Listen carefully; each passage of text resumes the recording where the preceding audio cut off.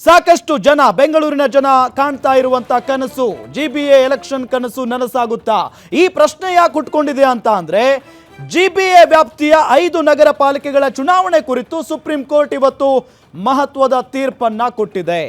ಈ ಹಿಂದೆ ಜೂನ್ 30ರ ಒಳಗಡೆ ಜಿಬಿಎ ಎಲೆಕ್ಷನ್ ಆಗಬೇಕು ಅಂತ ಹೇಳಿ ಇದೇ ಸುಪ್ರೀಂ ಕೋರ್ಟ್ ಸರ್ಕಾರಕ್ಕೆ ಸೂಚನೆಯನ್ನ ಕೊಟ್ಟಿತ್ತು। ಆದರೆ ಸರ್ಕಾರ ಕೆಲವು ಕಾರಣಗಳನ್ನ ಮುಂದಿಟ್ಟುಕೊಂಡು ಸ್ವಲ್ಪ ಕಾಲಾವಕಾಶವನ್ನ ಕೊಡಿ ನಮಗೆ ಸೆಪ್ಟೆಂಬರ್ 30ರವರೆಗೆ ಅಂತ ಹೇಳಿ ಮನವಿಯನ್ನ ಮಾಡಿಕೊಂಡಿತ್ತು।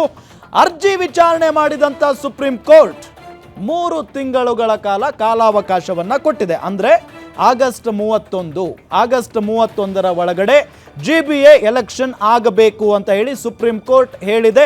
ಜೊತೆಗೆ ಇದೇ ಅಂತಿಮ ಕಾಲಾವಕಾಶ ಅಂತ ಕೂಡ ಮೆನ್ಷನ್ ಮಾಡಿದೆ, ಮತ್ತೆ ಟೈಮ್ ಕೊಡೋದಕ್ಕೆ ಆಗಲ್ಲ, ಸ್ಟ್ರಿಕ್ಟ್ ಆಗಿ ಹೇಳಿದೆ। ಹಾಗಾದ್ರೆ ಜಿಬಿಎ ಎಲೆಕ್ಷನ್ ನಡೆದೇ ಬಿಡುತ್ತಾ? 3 ಪಕ್ಷಗಳು ಎಲೆಕ್ಷನ್ಗೆ ಯಾವ ರೀತಿಯಾಗಿ ಸಿದ್ಧವಾಗ್ತಾ ಇದ್ದಾವೆ? ಸರ್ಕಾರಕ್ಕೆ ಎಲೆಕ್ಷನ್ ನಡೆಸೋದಕ್ಕೆ ಇಂಟ್ರೆಸ್ಟ್ ಇದೆಯಾ ಇಲ್ವಾ, ಇದು ಜನ ಮಾಡ್ತಾ ಇರುವಂತ ಪ್ರಶ್ನೆ। ಸೊ ಇದೆಲ್ಲದರ ಬಗ್ಗೆ ಚರ್ಚೆ ಮಾಡ್ತಾ ಹೋಗೋಣ।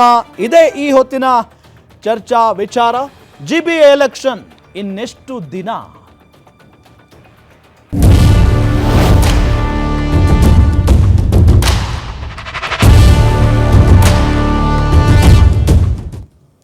ಇನ್ನು 3 ತಿಂಗಳು ಜಿಬಿಎ ಎಲೆಕ್ಷನ್ ನಡೆದೇ ಬಿಡುತ್ತಾ ಅನ್ನೋ ಪ್ರಶ್ನೆ ಎಲ್ಲರನ್ನೂ ಕೂಡ ಕಾಡ್ತಾ ಇದೆ। ಅಂದುಕೊಂಡಂಗಾಗಿದ್ರೆ ಜೂನ್ 30ರ ಒಳಗಡೆ ಎಲೆಕ್ಷನ್ ನಡಿಬೇಕಾಗಿತ್ತು। ಜಿಬಿಎ ವಾರ್ಗೆ ಇನ್ನೆಷ್ಟು ದಿನ ಬೇಕು? ಆಗಸ್ಟ್ ನಲ್ಲಿ ಫಿಕ್ಸ್ ಹಾಗಾದ್ರೆ ಬೃಹತ್ ಮತ ಯುದ್ಧಕ್ಕೆ 3 ಪಕ್ಷಗಳು ರೆಡಿನಾ? ಗ್ರೇಟರ್ ಬೆಂಗಳೂರು ಚುನಾವಣೆಯಲ್ಲಿ ಗೆಲ್ಲೋದು ಯಾರು? ರಾಜ್ಯ ಸರ್ಕಾರ ಸದ್ಯಕ್ಕೆ ಎಲೆಕ್ಷನ್ ಬೇಡ ಅಂತ ಇರೋದು ಯಾಕೆ? 5 ನಗರ ಪಾಲಿಕೆಗಳ ವಾರ್ಡ್ಗಳ ಅಭ್ಯರ್ಥಿಗಳ ಪಟ್ಟಿ ರೆಡಿ ಆಗಿದೆಯಾ? 369 ವಾರ್ಡ್ಗಳ ಎಲೆಕ್ಷನ್ ನಡೆಸೋದಕ್ಕೆ ಸರ್ಕಾರಕ್ಕೆ ಇಂಟ್ರೆಸ್ಟ್ ಇಲ್ವಾ? ಇನ್ನು 3 ತಿಂಗಳಲ್ಲಿ ಜಿಬಿಎ ಎಲೆಕ್ಷನ್ ನಡೆದ್ರೆ ಗೆಲ್ಲೋದ್ಯಾರು, ಸೋಲೋದ್ಯಾರು? ರಾಜಕೀಯ ಲಾಭ ನಷ್ಟದ ಲೆಕ್ಕಾಚಾರ ಮಾಡ್ತಾ ಇದ್ದಾರಾ ಹಾಗಾದ್ರೆ ಸಿಎಂ ಮತ್ತು ಡಿಸಿಎಂ? ಇನ್ನು 3 ತಿಂಗಳಿದೆ। 3 ತಿಂಗಳಲ್ಲಿ ಎಲೆಕ್ಷನ್ ನಡೀಲೇಬೇಕು ಅಂತ ಹೇಳಿ ಸುಪ್ರೀಂ ಕೋರ್ಟ್ ಹೇಳಿದೆ।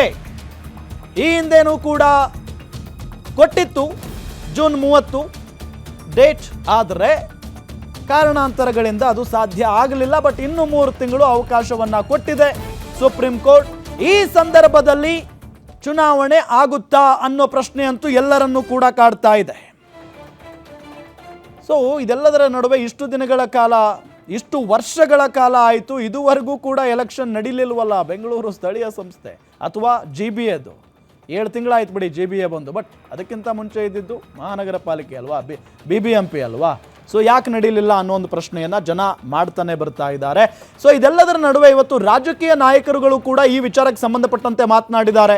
ಜೊತೆಗೆ ಜನಸಾಮಾನ್ಯರು, ಎಸ್ಪೆಷಲಿ ಬೆಂಗಳೂರಿನ ಜನ ಮಾತನಾಡಿದ್ದಾರೆ। ಮೊದಲಿಗೆ ನಾವು ರಾಜಕೀಯ ನಾಯಕರು ಏನು ಹೇಳಿದ್ದಾರೆ ಕೇಳೋಣ ಬನ್ನಿ।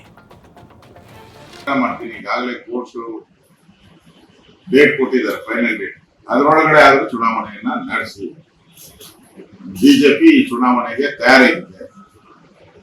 ನಾವು ಚುನಾವಣೆಯ ಪರವಾಗಿದ್ದೀವಿ, ಕೂಡಲೇ ಚುನಾವಣೆಗೆ ತಯಾರಿಯನ್ನ ಮಾಡಿ ಅನ್ನೋ ಕಾಂಗ್ರೆಸ್ ಸರ್ಕಾರಕ್ಕೆ ಈ ತರ ಸೂಚನೆಗಳನ್ನ ಆಗಿಂದಾಗ್ಗೆ ಕೋರ್ಟ್ಗಳು ಆದೇಶ ಮಾಡ್ತಾನೆ ಇವೆ। ಈಗಾಗಲೇ ಚುನಾವಣೆ ಮಾಡಬೇಕು ಅಂತೇಳಿ ಮೊದಲೇ ಘೋಷಣೆ ಮಾಡಬೇಕು ಅಂತೇಳಿ ಹೇಳಿತ್ತು, ಆದರೂ ಕೂಡ ಸರ್ಕಾರ ಆ ಕೆಲಸವನ್ನ ಮಾಡಲಿಲ್ಲ। ಮತ್ತೆ ಕೋರ್ಟ್ಗೆ ಮರುಮನವಿಯನ್ನ ಸಲ್ಲಿಸಿ ಮುಂದಾಕಲಿಕ್ಕೆ ಕೇಳ್ತಿದ್ದಾರೆ। ಸೆಪ್ಟೆಂಬರ್ 30ರವರೆಗೂ ಕೂಡ ಸಮಯ ಕೇಳಲಾಗಿತ್ತು ಈಗ, ಆದ್ರೆ ಆಗಸ್ಟ್ 30ರ ಒಳಗೆ ನೀವು ಚುನಾವಣೆ ಘೋಷಣೆ ಮಾಡಬೇಕು ಅಂತೇಳಿ ಹೇಳಿದೆ। ಆದ್ರೂ ಕೂಡ ನನಗೆ ಅನುಮಾನ ಇದೆ, ಸರ್ಕಾರ ಚುನಾವಣೆಗೆ ಹೋಗ್ತಾರೆ ಅಂತಕ್ಕಂಥ ಅನುಮಾನ ಇದೆ। ಯಾಕೆ ಅಂತಂದ್ರೆ ಅವರಿಗೆ ನಾವು ಗೆಲ್ತೀವಿ ಅಂತಕ್ಕಂಥ ಭರವಸೆ ಇಲ್ಲ। ಇವತ್ತು ಜಿಬಿಎ ಚುನಾವಣೆಯನ್ನ ಆಗಸ್ಟ್ ಎಂಡಷ್ಟೊತ್ತಿಗೆ ಚುನಾವಣೆಯನ್ನ ಮಾಡಬೇಕು ಅಂತ ಸುಪ್ರೀಂ ಕೋರ್ಟ್ ಏನು ನಿರ್ದೇಶನ ಕೊಟ್ಟಿದೆ, ಅದಕ್ಕೆ ನಾವು ಸ್ವಾಗತವನ್ನ ಮಾಡ್ತೀವಿ। ಈ ಸರ್ಕಾರ ನೆಪಗಳನ್ನ ಒಡ್ಡಿ ಈ ಚುನಾವಣೆಯನ್ನ ಮುಂದೂಡ್ತಾ ಇತ್ತು। ಯಾದಕ್ಕೆ ಈ ಚುನಾವಣೆಯನ್ನ ಮಾಡಿದ್ರೆ 5 ಪಾಲಿಕೆನಲ್ಲಿ ಬಿಜೆಪಿ ಬರುತ್ತೆ ಅಂತ ಅವ್ರಿಗೆ ಕೂಡ ಗೊತ್ತಿದೆ, ಸರ್ವೆ ರಿಪೋರ್ಟ್ ಕೂಡ ಇದೆ।